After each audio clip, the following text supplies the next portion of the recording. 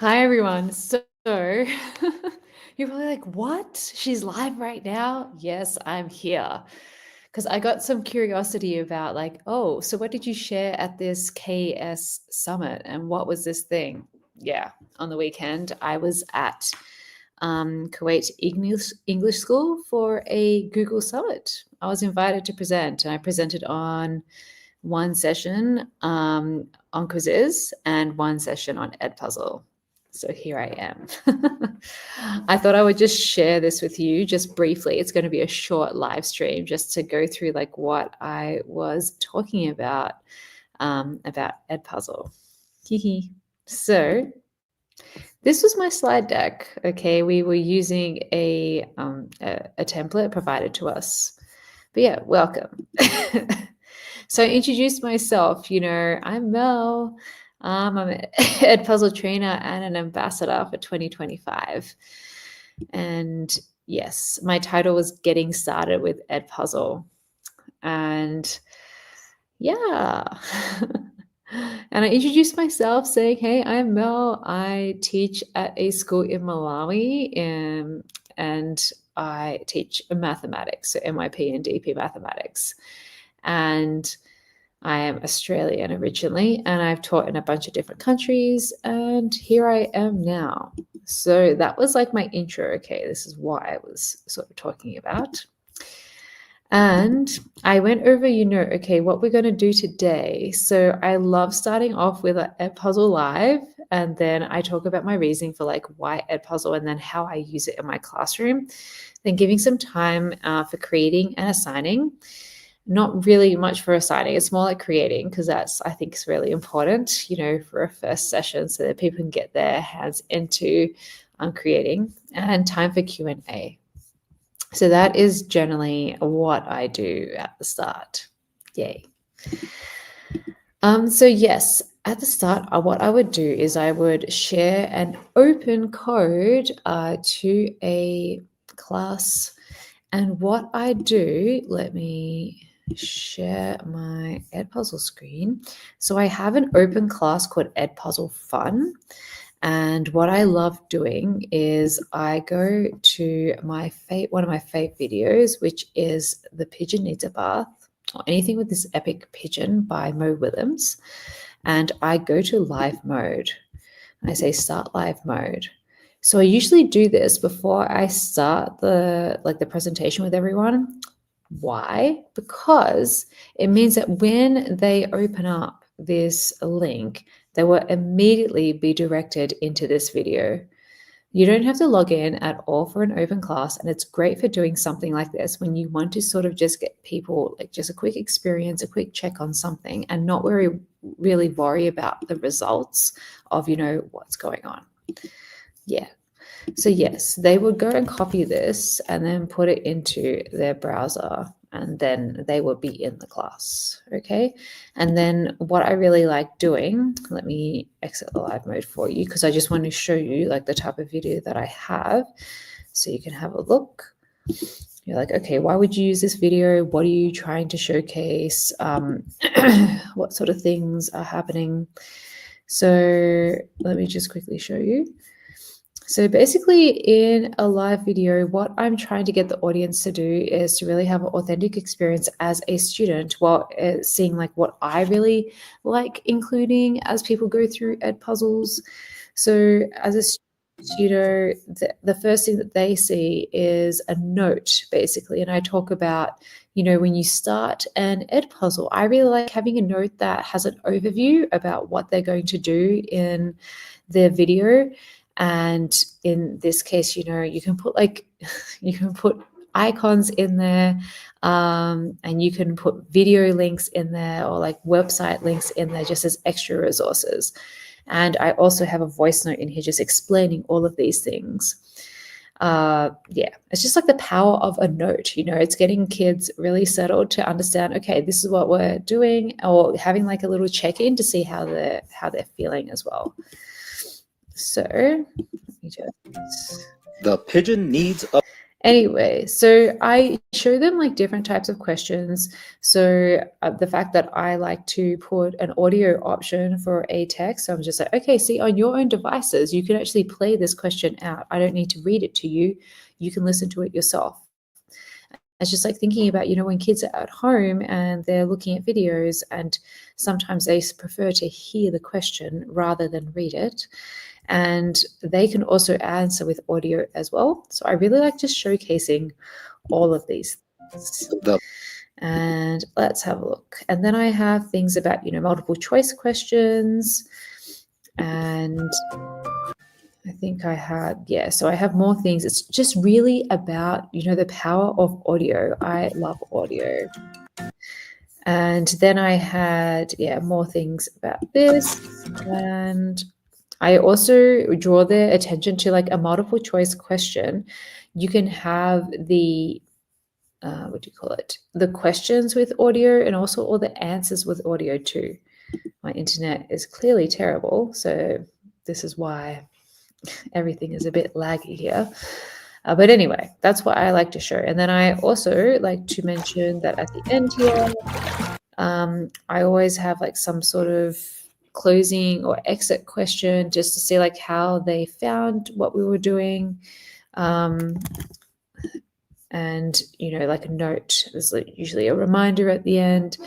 But yeah, so it's just something for them to get into at the start so that they can see what Edpuzzle is about as a student, as far as like videos, because we do have other things in beta at the moment, but I just want to focus on videos so they don't get all, completely overwhelmed.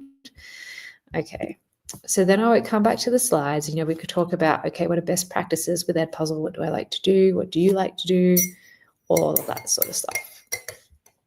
Okay, and then I go over like, what is Edpuzzle? What can you do? I think that Edpuzzle is more than this now because they do have other things in beta, like the quizzes and the slides. But for now, I just really talk about what it is in regards to videos and why to use it, about, increasing student engagement and, it's active learning and keeping students accountable.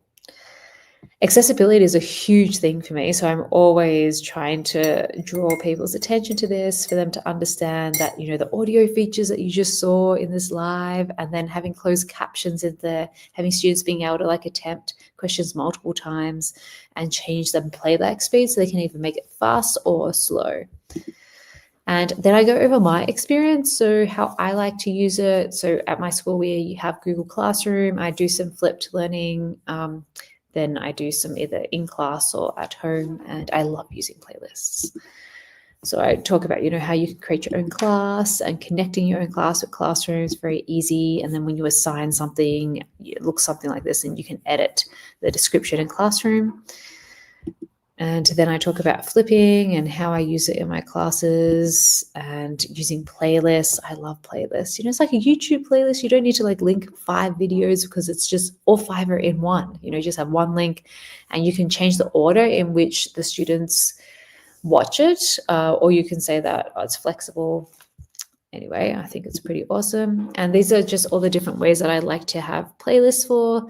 So whether it's, recapping a test or reviewing for a test, or a bunch of skills, to do with the calculator, or just a refresh from their previous years, it's just, it's like a one-stop shop, And then we go into like making your first video lesson. So generally I will do a demo myself, because these slides, I have like a bazillion slides actually, okay?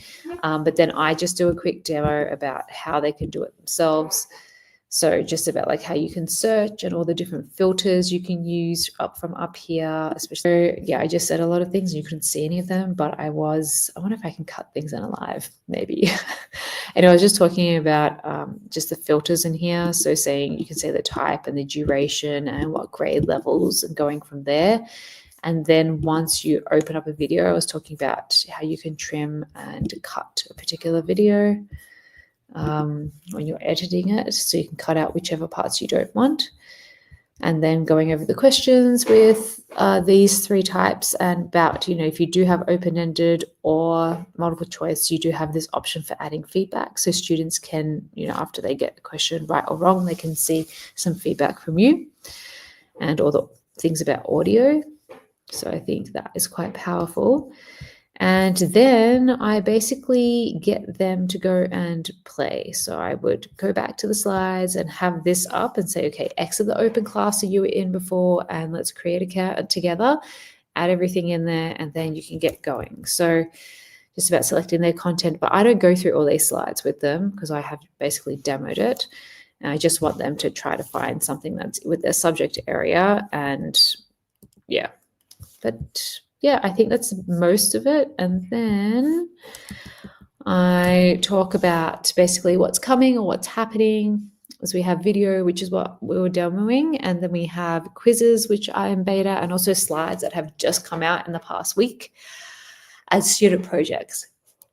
So I mentioned it here, like about quizzes, and I showed also in my Edpuzzle the slides and the quizzes. So let me just quickly show you. So if I have a look at my Funguli Fun Times, so I have a quiz in here. So I just show them like what this can look like, where you can have something that doesn't necessarily link to videos or whatnot. It actually, let me go back to here, my content. It can link to, for example, just open-ended or multiple choice. You can have GIFs in there, and you can have audio, all this sort of thing there, which is nice. And then you have the other option, which is with slides. This is new. So you can import slides, either as a PDF or as Google Slides or whatnot. And then within this presentation, you can actually add multiple choice or open-ended questions, which is pretty awesome. See, look at this. So it's like after they go through the slides, it's like, oh, here's a note. Oh, I need to listen to this. Oh, I need to read this. Yes. Okay. Anyway, that was quite a lot.